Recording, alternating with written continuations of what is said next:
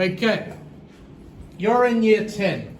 So you're on the borderline of being able to do hard enough maths that can actually be useful. When you're in primary school, you probably have problems. Oh, John Smith went to the shop and bought 50 watermelons. No one cares about that. That's not realistic. But the maths that you do isn't complex enough, and we're just on the borderline of year 10. Okay? But we can't ignore that next year you're going to be actually solving problems with maths. We need to practice those same strategies. So maths is most useful when you can use it to solve real world problems. Unfortunately, year 10 maths is the borderline of where you can see its use, but not quite advanced enough to solve things you care about. I've only had recently a couple of students that skipped ahead. They were able to see where it's useful because they were able to see the whole story from year 10 going into year 11. But normally we stop at the year 10 level and it's not hard enough to do anything useful. Because of this, it's important to practice using the maths we do have to solve worded problems, because the techniques, the strategies are the same. So what are those strategies? Identify the unknown. It's often stated by the question. And assign a variable to it. Just use X. Don't make it weird. Step 2. This is the hard part for people. You need to translate the words into a mathematical sentence, into an equation. Please note that these are words that align with addition, sum, total. Can anyone think of any other words that might be used in a sentence where you would be adding things together? Make. Yes? These numbers make 50. So yeah, good. Can anyone think of any other words where they'd be used in a sentence and you'd actually be referring to adding things together? Yes? Total. I already have total. No. Okay. Maybe you can, it's fine. Maybe you can think of others while you're doing this. Subtraction. The word that you want to watch out for in the sentence is difference. Space between is another thing if you're thinking about physical things. Multiplication is product. Lots of. If I've got 5 lots of 10, what am I doing? 5 times 10. Division, how many of X in Y? What does division do in maths? It tells you how many times something fits into something else. The mathematical sentence will be a linear equation. I'm going to give you some writing time to get up to that step, step 2, to note down what words to look out for when the question says, I don't know, the sum of or the total. A couple of minutes for that. Because that's the only new thing. The rest of this is the same as what you've been doing just now. Huh? Oh, wow. Yeah, all right. Addition plus, yeah, you have made. Sum, total, all together.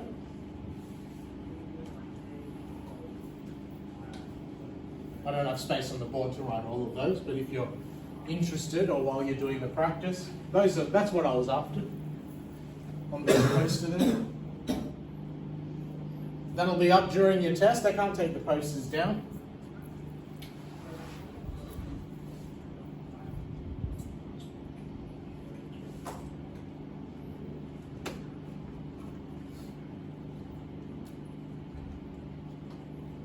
So all of that is just about how to write the mathematical sentence. How do I get words into a linear equation?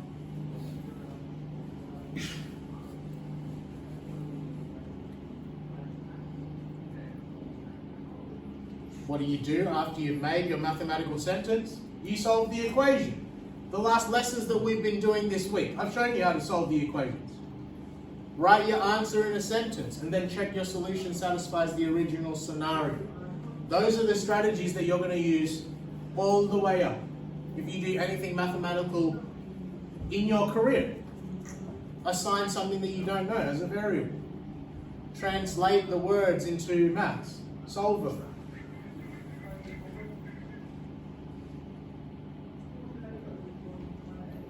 Let's look at one example and then I'll shut my mouth. Example 1, the sum of 3 consecutive even integers is 132. Find the smallest integer. Is the providing any information here? No. Ignore it, no one cares. Is sum important? That's one of these. is of adding anything here? Is the 3 important? We're talking about 3 numbers. What does consecutive mean? In a row. In a row? But there's an additional trick to this, because in a row, what kind of numbers? Even. Even. So if I was counting, those are consecutive numbers, but I want the consecutive even ones. So what am I doing if I'm doing consecutive even ones? Am I counting every number in order, or am I skipping some? Skipping every. You're skipping every one. You're like jumping over. Good. Keep that in mind. Do you know what integers are? What do I mean by an integer? A whole number. Excellent. Not many people know that. I've got year 11s that don't know how to tell me what an integer is. Is it important that we know they all sum up to 132? Does this particular question tell me what to make x? See how I told you over here? Often stated by the question. Is there a little sentence at the bottom saying find the smallest integer? So what could I make x? The smallest one. So that's right. Good. You go x is the smallest. I don't know what that number is. That's why it's x.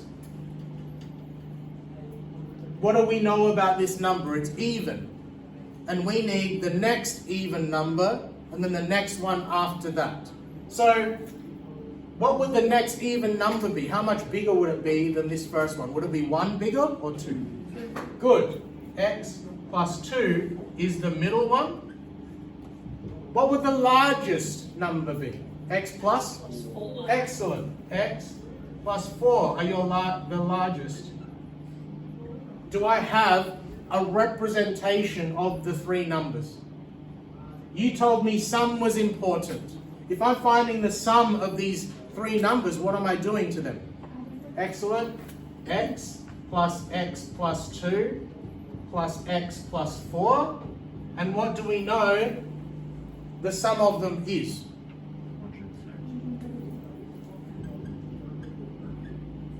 Was this in words? No, this top part. It was the example in words. Is this in words anymore? It's in mathematics now. And then you can use the techniques that I've shown you this week to solve. It used to be words now. So let's deal with this. BEDMAS, brackets. Can I do anything in these brackets? Can I add x and 2? I don't know what, so I can ignore the brackets now. So it's going to be x plus 2. Can I do anything here? Huh? Plus x plus 4 equals 132. How many x's do I have on this side? Excellent. 3x plus. Excellent. Equals. Does this look similar to the stuff that we started off with on the first day?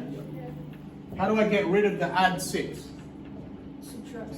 Take 6, so it's going to be 3x is equal to 126. What's the 3 doing to x? What do I do to get rid of that? So that's going to cancel. So x is going to be, is it 42? Yes. If you don't have time to go back and check, you leave it at that. Because we use the maths to work out what the smallest integer is. But what I'm trying to tell you, and I'm hoping that you can work fast enough that you could go back and check if you had a test or something. If I'm saying that 42 is the smallest integer, can't I go back and check it all works out? So 42 is what I think is the smallest. What would the next even number be? 40, oh, I'll write it vertically. 44. And what's the next even number after that? 46. 6 plus 4 plus 2 is 12. 4 plus 4 plus 4, 12. Did I check it? Yeah? Only if you've got time in your test situation. But it's one of those situations that if you do have that time, you feel a bit more confident. You don't need to check that question ever again. Okay? Hey guys, one of my students just let me know that I did not answer the question in sentence form. So you would write something like this. 3 dots in a triangle pointing up means therefore.